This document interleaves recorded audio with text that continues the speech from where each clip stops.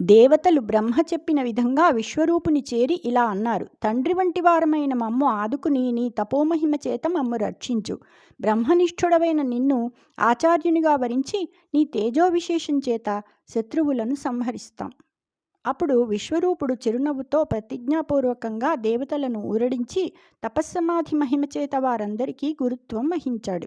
అంతేకాదు, శుక్రాచార్యుని విద్య వలన స్వర్గ సంపదల చేత రెట్టింపైన ధనుజుల సంపదలన్నింటినీ విశ్వరూపుడు అడ్డులేని విష్ణుమాయ చేత ఇంద్రునకు తిరిగి ఇచ్చాడు.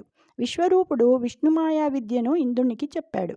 ఆ విద్య చేత రక్షితుడై ఇంద్రుడు యుద్ధంలో అసురులను సంహరించాడు.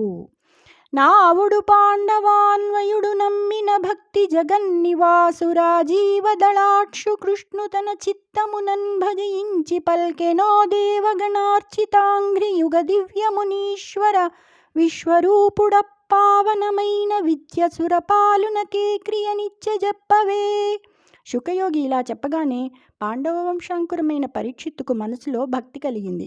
జగన్నివాసుడు పద్మాక్షుడు అయిన కృష్ణుని తన మనసులో భావించుకుని, దేవగణాలు సేవించే పాదపద్మాలు గల మునీశ్వర, విశ్వరూపుడు ఆ పవిత్రమైన విద్యను ఇంద్రునికి ఎలా ఇచ్చాడో చెప్పవలసినది.